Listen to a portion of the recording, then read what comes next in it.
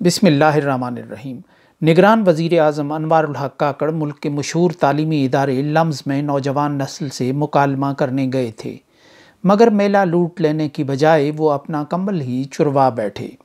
اب وہ کہیں یا نہ کہیں مگر حقیقت یہ ہے کہ لمز کا یہ میلہ ان کا کمبل چرانے کے لیے ہی رچایا گیا تھا۔ لمز میں نگران وزیر اعظم کو ملکی حالات اور قانون و آئین کے حوالے سے کئی تلخ سوالوں کا سامنا کرنا پڑا۔ کئی سوالات کے آگے وزیر اعظم اپنی اچھی انگریزی سمیت بے بس نظر آئے اور کہیں کہیں وہ تحمل کا دامن چھوڑتے ہوئے بھی نظر آئے۔ بات آپ سے تو اور تو سے تم تک بھی جا پہنچی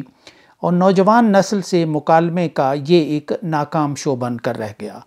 جس پر اپنی سیاسی وابستگی کی وجہ سے مختلف آراء کا اظہار کیا جا رہا ہے۔ ٹویٹر پر کئی دن سے لمز کے نام سے ٹاپ ٹرینڈ چل رہا ہے، جس میں سوال و جواب کی اس محفل کے ویڈیو کلپس چل رہے ہیں اور ان پر عوام اپنی رائے کا اظہار کر رہے ہیں۔ کچھ لوگ اسے لمز کے طلبہ کی بدتمیزی سے تعبیر کر رہے ہیں اور اس کی ذمہ داری بھی کسی نہ کسی انداز سے عمران خان پر عائد کر رہے ہیں کہ انہوں نے ایک بدتمیز نسل کو پروان چڑھایا، جبکہ اکثریت کا خیال ہے کہ یہ پاکستانیوں میں وقت کے ساتھ در آنے والا شعور ہے۔ باشعور معاشرے کی طرح وہ اپنے حکمرانوں کی غلطیوں کے حوصلے اور جرأت اظہار کے فن سے آشنا ہو چکے ہیں اور اب پاکستان کی نئی نسل سوال پوچھنے کی جسارت رکھتی ہے۔ اب حکمران کلاس تقدس کے مصنوعی اور خود ساختہ جالے اور ہالے کے اندر اقتدار اور حالات کا لطف نہیں لے سکتی، بلکہ اسے پبلک کے اندر جانے کی صورت میں عوام کے تیکھے سوالوں کا سامنا کرنا پڑ سکتا ہے۔ تاریخ کے ہر دور میں اس صورتحال کے بارے میں دو آراء رہی ہیں۔ جب بھی کسی قوم کے بچوں اور نسل نو میں جرأت اظہار اور حریت فکر اور بیداری کی لہر اٹھتی ہے تو وہ حکمران کلاس کی آنکھوں میں آنکھیں ڈال کر بات کرتی ہے اور ان سے تلخ و ترش مکالمہ کرتی ہے۔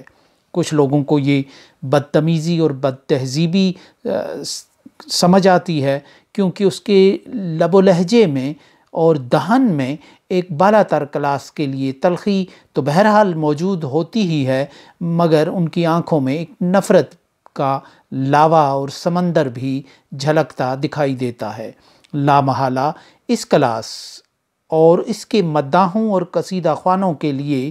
یہ گستاخی اور دیوار میں چن دینے والا قابل دست اندازی پولیس معاملہ ہوتا ہے، جبکہ کچھ لوگ اسے تازہ ہوا کا ایک خوشگوار جھونکا سمجھتے ہیں اور انہیں یہ ذہنی اور فکری تبدیلی کا شاخسانہ اور آثار دکھائی دیتا ہے۔ لمز جیسے تعلیمی اداروں میں زیر تعلیم بچوں کی کلاس کو ممی ڈیڈی اور برگر بچے کہا جاتا ہے۔ عمومی تاثر یہی ہے کہ اس کلاس سے تعلق رکھنے والے بچوں کی دلچسپی کا سامان ملکی سیاست اور ملکی حالات نہیں ہوتے، کیونکہ کھاتے پیتے گھروں کے ان بچوں کو مہنگائی سے کوئی فرق پڑتا ہے نہ ڈالر کا ریٹ ان کا مسئلہ ہوتا ہے۔ اس کلاس کے بچوں کی دلچسپی کسی دور میں موسیقی، سائنس، ٹیکنالوجی اور ہالی ووڈ کی فلموں وہاں ابھرنے اور مشہور ہونے والے کرداروں میں ہوتی ہے۔ یوں لگتا ہے کہ وقت کا دھارا بہہ گیا ہے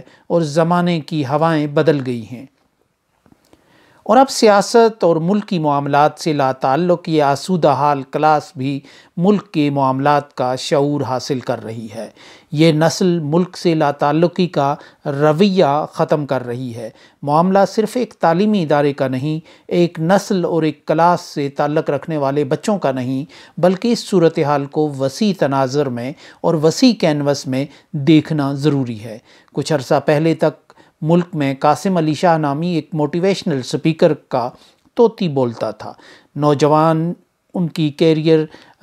کونسلنگ کی باتوں پر ڈیل کارنیگی کے فلسفے کی طرح سر دھنتے تھے۔ ان میں سے ایک کامیاب انسان بننے کا راز اور گر تلاش کرتے تھے، مگر ملکی نوجوانوں کی نئی نسل کے جذبات و احساسات کو کنٹرول کرنے کے لیے اور انہیں بدتمیزی سے تمیز اور بد تہذیبی سے تہذیب کی طرف لوٹانے کے لیے قاسم علی شاہ میدان میں اترے یا اتارے گئے تو اپنی زبان دانی اور دلیل دینے کی صلاحیت کے باوجود وہ اس دشت میں کہیں کھو کر رہ گئے، یہاں تک کہ انہوں نے نوجوانوں کی اصلاح کا بھاری پتھر چوم کر چھوڑ دیا اور اب وہ ایک سرکاری نوکری پر گزارا کیے ہوئے ہیں۔ شاہد آفریدی پاکستان کے معروف کرکٹر کے دل میں بھی کبھی کبھار وقت کی لہروں کے الٹے رخ تیرنے کی خواہش انگڑائی لیتی ہے، مگر پھر وہ حالات کا نظارہ کر کے سکون کی وادیوں میں گم ہو جاتی ہے۔ ایک موسیقار جواد احمد نوجوانوں کے مقبول فنکار ہوا کرتے تھے، وہ بھی ایک عدد سیاسی جماعت بنا کر نوجوانوں کے رویوں پر طنز کے تیر چلا رہے ہیں، مگر جواب میں انہیں طعنہ و دشنام کے سوا کسی اور چیز کا سامنا ہی نہیں کرنا پڑ رہا۔ ایسے میں وزیر اعظم انوار الحق کاکڑ اپنی اچھی انگریزی، جدید وضاقتہ اور لباس کے ساتھ نئی نسل کے جذبات کے دھارے کو موڑنے کی صلاحیت کے زوم کے ساتھ لمز آئے، اور شاید ٹیسٹ کیس کے طور پر انہوں نے ایک ایسے تعلیمی ادارے سے اس کام کا آغاز کیا جہاں ممی ڈیڈی بچے دنیا و مافیہا سے بے نیاز تقریروں پر سر دھنتے اور تالیاں پیٹتے رہتے ہیں۔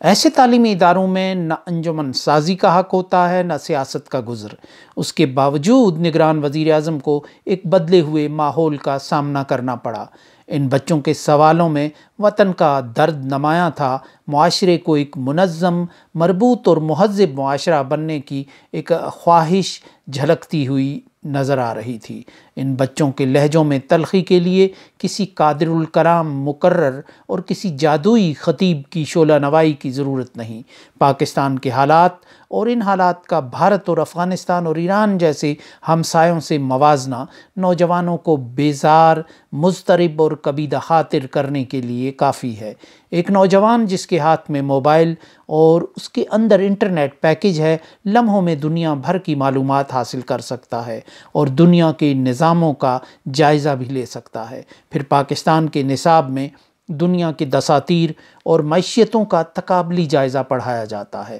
اس تقابلی جائزے میں وہ ایک زندہ اور سوچنے والے نوجوان اور انسان کی طرح اپنے ملک کے حالات کا موازنہ دنیا سے کرتے ہیں، تو پھر اپنے وطن کی حالت زار پر کڑنا فطری ہوتا ہے۔ اس طرح ان بچوں کو سوال پوچھنے اور تیکھے انداز میں سوال پوچھنے کا پہلا ذمہ دار تو نصاب تعلیم ہے، جو انہیں قانون، سیاسیات، معاشیات اور بین الاقوامی امور کے طالب علم کے طور پر برطانیہ، امریکہ، بھارت، انڈونیشیا، جاپان سمیت دوسرے ملکوں کے دساتیر اور سیاسی نظام کی تعلیم دیتا ہے، جو ان کی معیشت کے بارے میں آگاہی دیتا ہے۔ اس کا دوسرا ذمہ دار موبائل اور انٹرنیٹ ہے، جس نے دنیا کی معلومات کو ہر بچے کی انگلیوں کی پوروں میں سمیٹ دیا ہے۔ پاکستان کے قیام کو 75 برس کا عرصہ گزر گیا۔ دنیا کی کئی بڑی معیشتیں اور سلطنتیں پاکستان کے ساتھ آزاد ہوئیں یا پاکستان کے بعد آزاد ہوئیں۔ پاکستان کا 75 برس کا سفر رائے گاں اس لیے ہے کہ آدھا ملک اور بڑی آبادی سفر کے 24 سال میں ہی کہیں راہ میں ہی کھو گئی، اور اب وہ آبادی اور رقبہ اپنے الگ وجود کے ساتھ پاکستان سے آگے نکل گیا ہے۔ دنیا میں ممتاز اور نمایاں ہونے اور خوف کے بکھیڑوں سے آزاد ہونے کے لیے جان جوکھوں میں ڈال کر ایٹمی طاقت حاصل کر لی، 7ویں ایٹمی طاقت بن گئی، مگر معاشی دیوالیہ پن کی دہلیز پر کھڑے ہیں اور مخیر ملکوں کی خیرات سے قومی خزانے اور زر مبادلہ کے ذخائر کا بھرم قائم ہے۔ پاکستان کی اس حالت زار اور اس کا موجودہ ناک نقشہ نسل نو کی فرسٹریشن کا شکار کرنے کے لیے کافی ہے۔ اس کے لیے کسی فسادی کی ضرورت نہیں، کیونکہ پاکستان کی اڑی اڑی سی رنگت اور جھکے جھکے سے گیسو اس کی رات کا فسانہ سنا رہے ہیں۔ اس لیے نوجوان طبقے کے اضطراب کا حل موٹیویشنل سپیکروں کے پاس نہیں، اس کا حل عمل کے میدان میں ہے، اور المیہ یہ ہے کہ عمل کے میدان میں امید کا کوئی دیا جلنے کے آثار نظر نہیں آ رہے۔